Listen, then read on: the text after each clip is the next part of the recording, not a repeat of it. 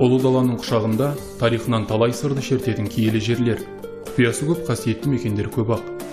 Осы орайда ауданымызда қолға алынып жатқан Жарқайыңның киелі жерлерінің географиясы жобасын іске асыру мақсатында ауданымыздағы тарихи маңызы бар, көпшіліктің назарын аударатындай киелі жерлеріміздің бірі Қабыл Батыр мазары.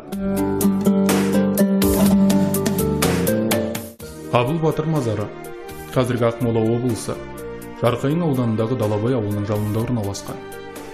Қабыл Бостанов Қазақ хандығының соңғы ханы Кенесары Қасымұлының заманында өмір сүрген, Орақ руынан шыққан батырлардың бірі.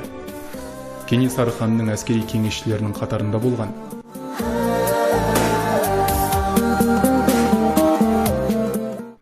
Ауданымыздың тұрғындары Қабыл Батырдың мазарына жиі барып тұрады.